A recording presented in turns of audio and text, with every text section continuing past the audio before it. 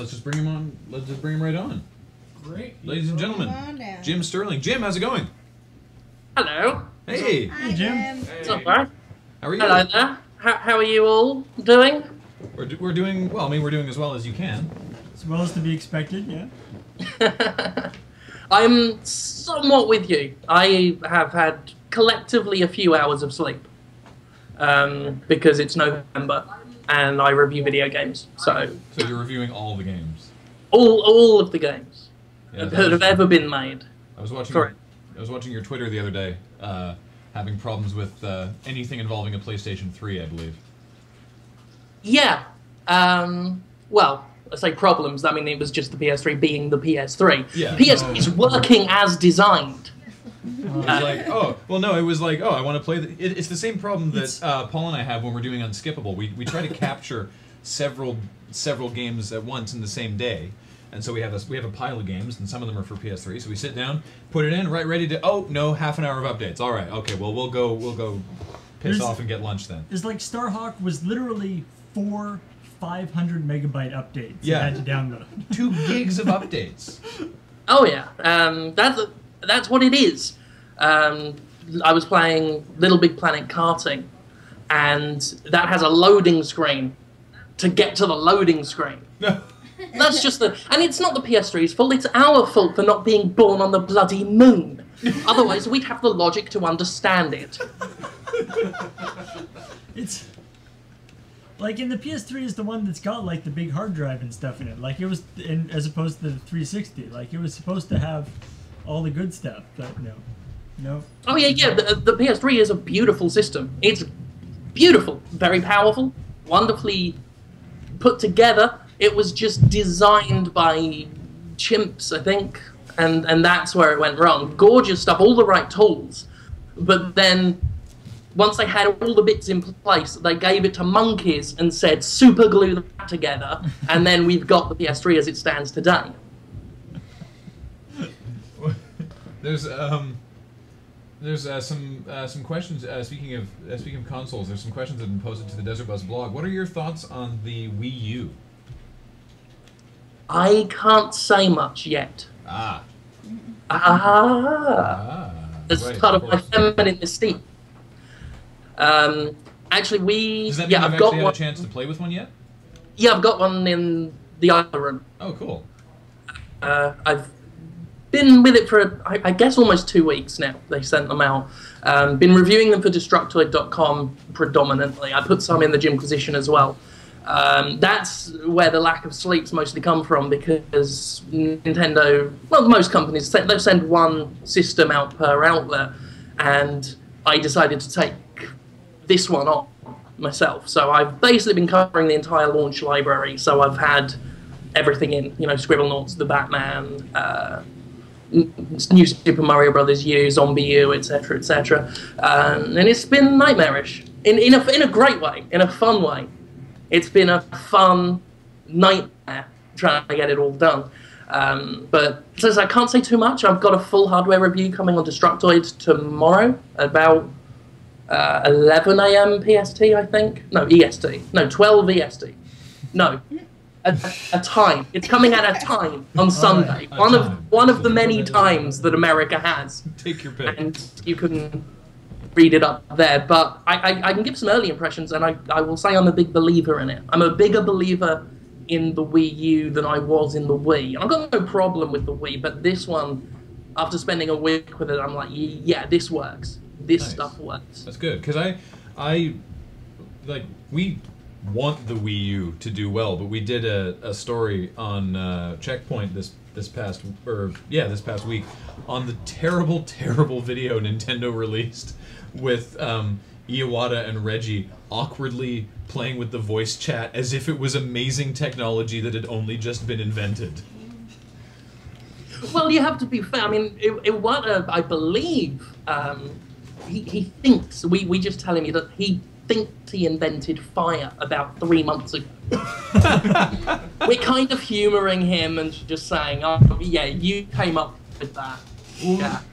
We said in the episode we hide copies of the Jungle Book from him. Yeah, we said in the episode that Reggie looked and sounded like a man who was afraid he was about to be fired. And he's like, yes, Mr. Iwata, I do have some comments for the Japanese audience. That sounds great. You know, he's just like, oh crap. It's wonderful to see them finally embracing the modern technology of 5 years ago. It is fantastic. But, you know, snips aside, I mean, it genuinely is great to see. When you see something like New Super Mario Bros. U in high def, kind of makes you sad for the last 6 years where we've had, you know, very good Wii games, but Nintendo's visual style was made for high definition. It really was. I've often said it's ironic that this generation has had the grim, dark, grey, brown shooters, the realistic video games, because that doesn't show off high definition very well. If you really want to see what your HD TV looks like when it's really doing good for you, you put in something bright, colourful with bold, contrasting colours. For all the modern movies that have been released, I was sold on Blu-ray when I watched Rocky Horror Picture Show in high def, just because the colours and the way they contrast really popped and showed it off. So now that Nintendo's in that marketplace, it's fantastic to see. Even something like Nintendo Land just looks brilliant on a big HD TV. Nice. Sweet. That's what I also said about like Pixar movies. It's the only reason why I ever went to Blu-ray. Was because of the Pixar movies? Yeah. The only things that I like in Blu-ray. Yeah. Moving away from games, there's a question here. Well, actually, sorry, just to preface this, originally you are from Jim. Originally you're from. Oh! I thought you was gonna finish that. No, sorry. This is a preface to fill the viewers in. Oh, okay. I'm with you now. Sorry, yeah. I forget. I've had that little sleep. I forget where I'm from. Originally, I am from the United Kingdom. But you're presently living. I'm presently living in Mississippi. And so the question is, what is the worst case of Southern insanity? I'm sorry, hospitality that you have encountered of late? Encountered personally, not a lot. I mean, the thing about the South I found is they are some of the nicest, friendliest, most reasonable, understanding, caring, helpful people in the world, so long as you're white and they think you're straight. That's perfect. And they're genuinely lovely people. So I can't say I've encountered too much of that myself. But it does give me a good opportunity to be a dick now and then. In Britain, you see someone from a charity trying to get money, like trying to get my money off of me. You have no defence. You have to run across the other side of the street, get away from them, hide from them.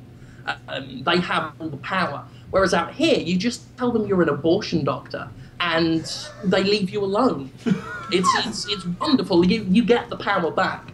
I'm not allowed to do that anymore. Oh, I wish I could do that here. Here we get people with they contract out these people in vests, and they wear different vests every day. They'll be like wearing a UNICEF vest or a Doctors Without Border vest, and they set up shop on street corners downtown. And the devious thing is they'll be on opposing sides of the street, and then have a third guy like a block away, so you cannot avoid them. And they literally have started setting up on the corner of the block that my building is on. And so I'm walking home with groceries, and they're like, "Hey, why don't you put those groceries down and come talk to me for a second?" I'm like, "No, I live here. Excuse me." It's basically the same like police roadblock. The generation of gamers now. We've got a generation of people who've been brought up on games, so the charity workers know how to spawn camp, and that's really the problem. Oh my goodness. Can I ask how you ended up in Mississippi? How you got there? I'm just curious. I don't know if you heard that. Yeah, an hilarious set of humorous, farcical misunderstandings involving a baby and a bag of stolen diamonds. Oh, okay. Sounds like my screenplay. We have an ongoing challenge this year to collect. We're calling it $6 secrets, and it's to collect a secret from people, and for each one, we're getting $6 from one person. This does not have to be something about you personally, but this we're looking for something that the majority of people won't know. Majority of people won't know. People who work at Activision are really nice. That is a big secret, I think. I like They're that. genuinely nice. Actually, the big publishers in the video game industry are generally reasonable, nice people who don't get pissy and blacklist you for giving them bad reviews or whatnot. They're often very nice people, and it's actually often the indie people, the smaller indie developers, who get more nasty about that kind of thing. Mostly because the big publishers don't give a shit. They're making their money anyway, whereas the indie guys put their heart and soul into it, so it's like you've actually eviscerated one of their children. So, yeah, like a lot of the idea that these big publishers go out of their way to control reviewers and the press and whatnot is not really close to the truth in most circumstances. Nice. Well, that's actually really interesting to me. I'm looking through some other questions here. Do you like sausages? Do I like sausages? Yeah. This isn't a trick question. Obviously, I do. Lots of them, forever. Not American ones, though. I'm not a big fan of American sausages. And a lot of American food, like American versions of food I ate in Britain, I don't like. There's something too sugary almost about sausages out here, as opposed to the more savoury delights found back in the home country. So I don't really eat sausages anymore, even though I do like them. It'll be a nice treat when I next go back to England. Someone on the forum or on the blog here says it was awesome meeting you at the Escapist Expo for a nanosecond. When you are writing reviews for Destructoid, are you writing them as yourself, Jim Sterling, or Jim from the Jimquisition? As myself, I think that's the only way you can do it. Jim from the Jimquisition is... I mean, I still write as myself there. The actual stuff I do, the voiceover stuff, the actual argument presented is all stuff I believe. The only real character-y bits are the beginning and the end. So, you know, and that's based a bit off real life. So when I do the writing, especially reviews, I do take that as seriously as you can, being a man who's paid to tell other people what he thought of a video game he played for a minute. But there you go. Yeah, I do take that seriously and do my best to be honest and myself when I do that writing. Is that a glimpse of the Jimquisition set we can see behind you? Yes, that's on my office. It's not very impressive in real life. Just a load of shite hanging on a thing. And that's I don't know if you can see it, that's a Scribblenauts hat on top of it. Oh, we have one of those. Yeah, they send them out all over the shop. Yeah. Sent it with that came with the Scribblenauts Unlimited for the Wii U. Oh, they must have a lot of those hats That's a lying bit of around. not very true. Well, this is an interesting question, just because we started talking about the PS3. What do you think Sony needs to do in order to restore their customers' faith in the PlayStation brand? That's a big one. Have some faith in it themselves. Yep. That would be a good start. I mean, not releasing something like the PS Vita and then just going off and leaving it to its own devices. This seems to have been a problem they've done a few times recently. We had the PS Vita, the Xperia Play, and PSP Go. They just threw these systems out into the wild and then just wandered off like a magpie looking for the next shiny thing to pick up. They need to actually show that they believe in their products if they expect anyone else to believe in their products.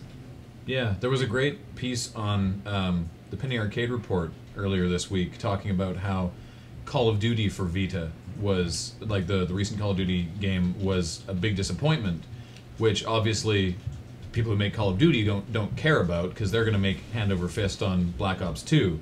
but it's actually a super bad blow for the Vita, which needed a good Call of Duty game.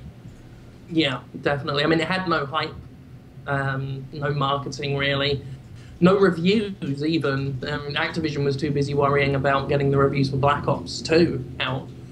So I haven't seen a copy of Declassified yet. Most reviewers haven't. And it's not very good from what I've heard. You've got enemies that shoot cars to get to you. They shoot through the cars to get to you. They just shoot the car until it explodes and kills them. That was a fun story I heard. Wow. So it's, by all accounts, it's not very good. And that's, Nihilistic did that, and they did Resistance Burning Skies. And Nihilistic are shitty. Don't keep giving them jobs to do. And they've now been rebranded as some other company? Yeah, I think they're doing mobile games and stuff now. That's the best place for them, really. Just something simple they can't mess up. I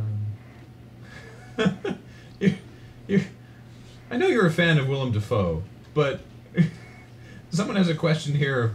How do you feel about erotic Willem Dafoe fan fiction?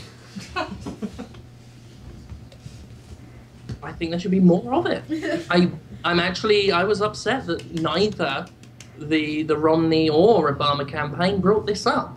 They spent a lot of time talking about the middle class. They spent a lot of time talking about, whether or not there should be tax breaks for the 1%. They didn't talk about the 99% of us who want more erotic Willem Dafoe fan fiction.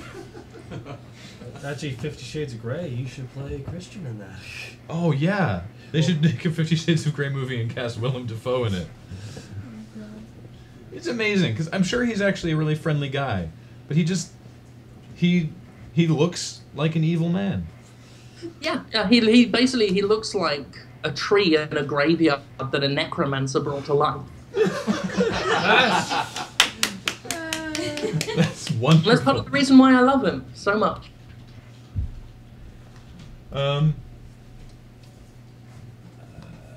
Sorry, I'm just looking through the questions here. Ooh, that's cool. Would you ever consider lending your voice to a video game? I'm going to be doing so. Hey, or awesome. two of them. There is a game coming out called... none of the major AAA releases. There's an indie game coming out called Jazz Punk, which is an adventure, comedy adventure game. It's been gaining a little bit of attention. It's been on Rock Paper Shotgun, PC Gamer and whatnot. And I'm pretty good friends with the guy who's developing that, and I'm pretty excited to see where that's going. I'll also be voicing that with Max Scoville, who is the host of the Destructoid show on Rev 3 Games. And there is another game coming out which is a text adventure, but it's being designed with narration. I don't know if I can say too much about it, but I'll be doing the narration for that. And that's going to be a pretty big job. But yeah, I'm looking forward to doing those, and I would like to do a bit more voice acting at some point in the future. Once the arthritis sets in and I can't do any more writing, I can just shout at a mic and they'll give me something to do. Nice. And lastly, can you give us just a your most succinct explanation of why Deadly Premonition is so awesome? I could just trot out what I always say, which is written in the review, which is it is like two clowns eating each other. Absolutely disturbing, but so very, very compelling. I would have a hard time looking away from two clowns eating each other. That's true. I wouldn't want to see it, but when else are you going to get a chance to see that? It's a vivid image in your head if you think about it. It's Exactly. like If you don't, itself. Yeah. it's better to have seen it than to have not seen it. Yeah. It's like, guys, you'd never believe what I saw. Rather than, I saw this thing and I just couldn't watch it. No, you'd have to stick it out. It's the last time I hire an entertainer for a kids' party in Mississippi, I can tell you that much. Well, Jim, thank you so much for joining us. It was a pleasure to talk to you again. Pleasure to be on. I hope we get to do some more work together at some point. Sure, absolutely, yeah. Yeah. I've got nothing to do when it's not November. Yeah, So- obviously not. Well, believe me, it's a busy time for us as well. Oh yes. Godspeed with that. I hope it all goes well as usual, and that none of you die. Thank you so much. And of course, thank God for you. Bless you, my son. Thank you, Jim. Thank you. Sweet. That was Awesome. That was great. I like him. He is such a Jim nice Sterling guy. of the Jimquisition. Yes, Jim Sterling On of the the Jimquisition Escapist. and Destructoid and Other. the Podtoid podcast. And a wonderful storyteller. We played Gloom with him once. I'm betting playing D&D with him would be pretty epic. He just tells Oh, I'd love to play D&D with delightful Jim. stories and describes things. So, oh man. Oh yeah. That'd be wonderful.